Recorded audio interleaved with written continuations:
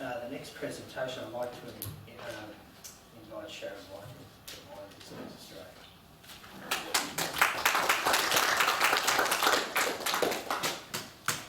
I'd like to honour the senators that set this up and are supporting us so well. Senator Moore, unfortunately, had to leave.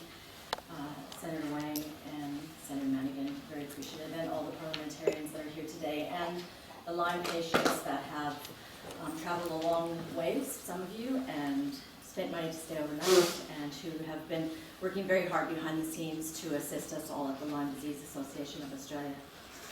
I'm the president of the Lyme Disease Association of Australia. I've been the president for 3 years now. I'm a Lyme sufferer. I have lost a lot of my life to Lyme, everything that I had, my hopes and dreams. And when I saw the injustice that Dr. Schlafel was talking about, that was something that I couldn't stand by and not do something about. So we're here today to talk to you at the very first Parliamentary Friends of Lyme-like Illness gathering to bring you the story of what is currently happening to patients in Australia right here and right now. So many patients are suffering from a hideous and debilitating illness for which there is no answer. And I'm sure those videos, for those of you who are here for it, it's very clear how difficult this disease is. We're here to ask you MPs and parliamentarians to help us shine a light on what is an extremely discriminating issue for Australian patients. 4 successive health ministers from both sides of government have failed to act and address this dire situation. The bottom line in regards to incidents, nobody but us is counting, and you heard Dr. Schlafel has some reports from his fellow ASIDS doctors. We have a detailed patient survey that explores the dire situation for patients, and there are nearly 1,000 respondents. We have a mapping survey where the outcomes are plotted geographically to show where these people live and where they suffered tick bites, and we have over 1,500 respondents on that one. And the small handful of doctors who are treating Lyme-like illness report that they've treated more than 4,000, as you heard from Dr. Schlafel. These numbers are the tip of the iceberg. The majority of Lyme patients in Australia are often misdiagnosed with another illness. As one example, a few years ago, a chronic fatigue specialist went to a tick-borne disease conference. With newfound knowledge, he reevaluated his patient base. He went back and sent 50 of patients that had a symptomatology crossover of Lyme disease, sent them overseas to America, and 49 out of 50 came back positive. He subsequently sent another 50, and all 50 came back positive. So with new knowledge came hope for recovery for this select group of his patients. From a Lyme Disease Association perspective, we consider those patients very, very lucky from what we're seeing across the country.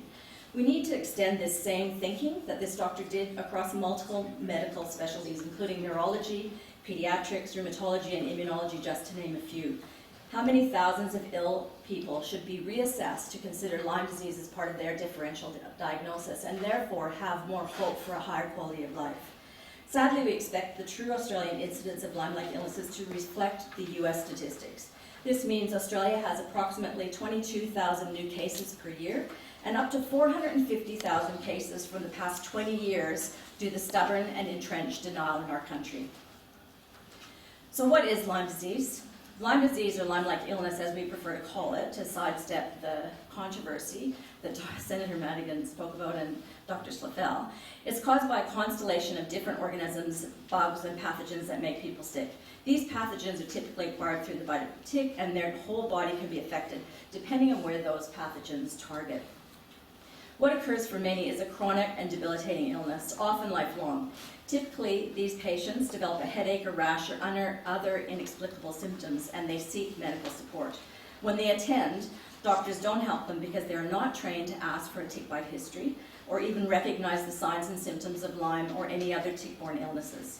If doctors do suspect a problem, they look up and find the only official information that originates from New South Wales Department of Health, saying that there is no Lyme here.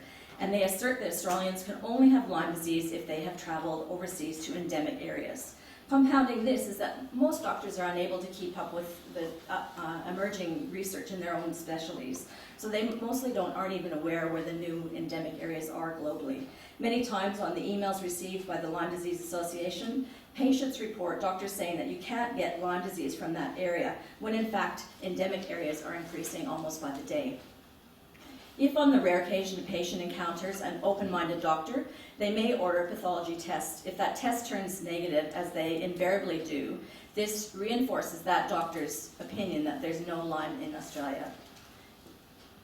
And that patient thus misses out on any treatment, which then they progress to the full-blown Lyme disease that you've seen today. If this test returns positive, the doctor will look up the advice, the evidence-based advice from the health department, which says that there's no Lyme here, and then they tell that patient that it's a false positive test.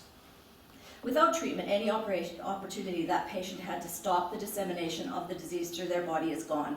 At this point, most patients will be misdiagnosed with another illness, which might reflect on their presenting symptoms, but it'll be, as we say, a misdiagnosis. If at that time the doctor was educated and knew enough to prescribe a 6-week course of doxycycline, the patient outcome would be very different. To be really clear, doxycycline typically is the first-line course of treatment for Lyme disease after a tick bite. It's the same antibiotic currently prescribed to travelers overseas to prevent malaria.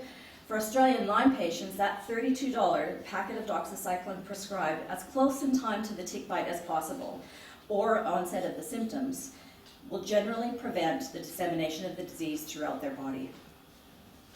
The denial of Lyme disease in Australia originates from a 1994 study that only looked for a very narrow selection of bacterial strains in Australian ticks and dismissed as artifacts spirochete-like objects. Science has progressed, and this landmark piece of research is now widely criticized.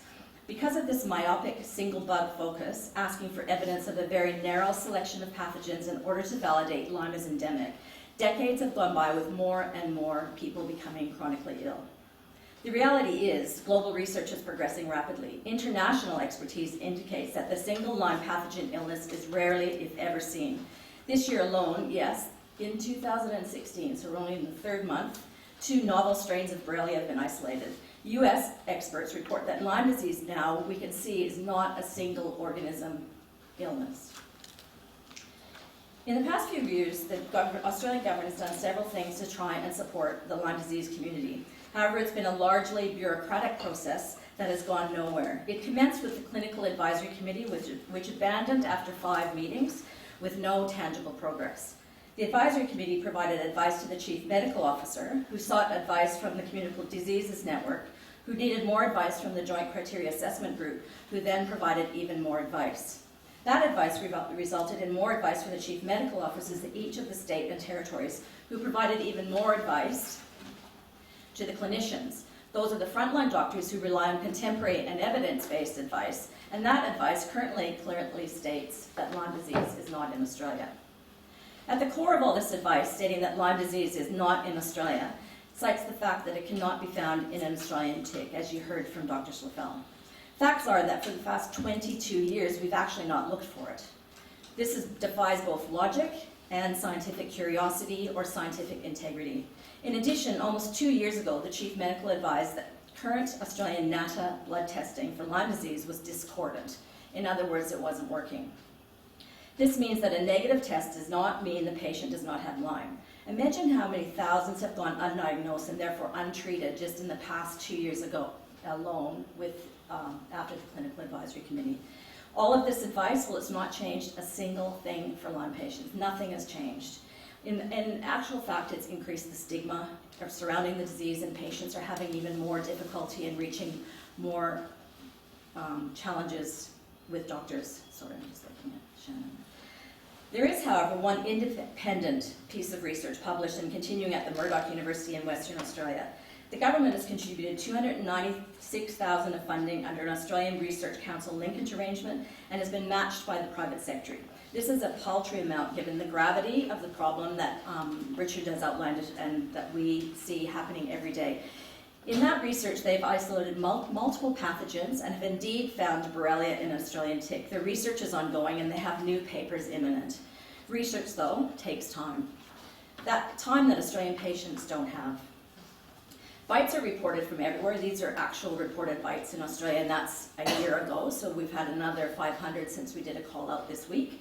In the meantime, more and more Australians are being bitten by ticks every time they visit the beach, go for a bushwalk, pull some weeds in their gardens, or just generally enjoy this great country that we live in. As you can see, people report to us from all over the country every day when someone steps into the bushland because they work there in an occupational capacity or even on a weekend when they're just enjoying their holiday. We are currently receiving 100 emails per month asking for medical assistance for people who feel unwell and wanting to be evaluated for Lyme disease. And we have over 22,000 Australian visitors to our website each and every month.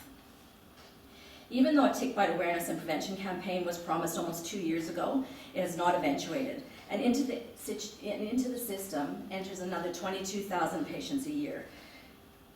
And all they can hope to really experience right now is to traverse a spiral downwards into disability.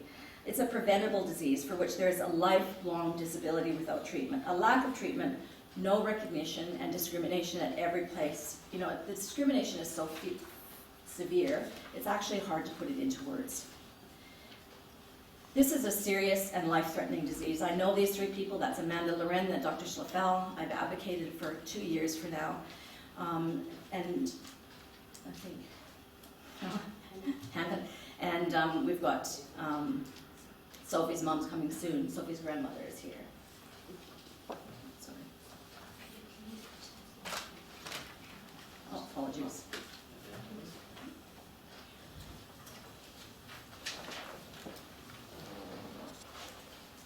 So we are here today to call upon you as MPs, members and representatives from each electorate in the country to listen to your constituents who tell you they are ill. We ask you to support us in keeping this issue in the spotlight and demanding action. We ask you to support the Senate inquiry that is underway. We have so many heartbreaking submissions. You only need to spend an hour online reading those submissions and you know there's a serious illness emerging in Australia. Holding the government to account to do something for the potential 450,000 people who are affected by Lyme-like illnesses. We need leadership, progressive action with all the health departments working together. That's okay.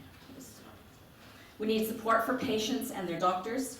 We need education for doctors and education for everyday Australians in how to prevent this illness. Research, patients are the evidence right now.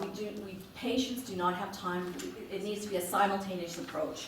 Patients are the evidence. We need to be looking at them. There's no argument that even the Chief Medical Officer, the Department of Health, nobody's arguing that Australians are sick after tick bites. We need to take action to be looking after them. And that action is needed now. Australia has the opportunity to launch a world-class response to Lyme-like illness. You know, really, the silver lining is that we've had such a delay. We can start everything right from the beginning, from the ground floor, because we don't even need to do a patchwork response to Lyme disease. We can do it properly. There are people in this country, our citizens, who can't get out of bed today, who wobble on shaky legs to the wheelchairs, who are children and families who convulse on the floor for hours and hours every day, who can't attend school to obtain their education because they are too sick, who are young and living in nurse home, like my friend Amanda, unable to care for themselves, and with such entrenched depression and hopelessness, which any one of us in this room would feel exactly the same as her. And there's patients who feel the situation is so hopeless that they're taking their lives, like Dr. Schlafel's patient. And yes, there's been 4 of those in the last 2 years, and there's more every week on the emails. We're trying to help people to avoid that decision. These people need help, and they need it now. They can't wait for more advice, and they can't wait for more research. They need help, and they need it today. So as I'm saying, I really believe that Australia is a great country. You can tell I have an accent, I'm Canadian born. But I believe that we can do a ground floor response that's multidisciplinary. We need treatment. Doctors are pleading for us for help. They want to do the right thing. It's not all of them that are entrenched in this place, but they don't have the support either. So I'd like to thank everybody for listening and for being here today.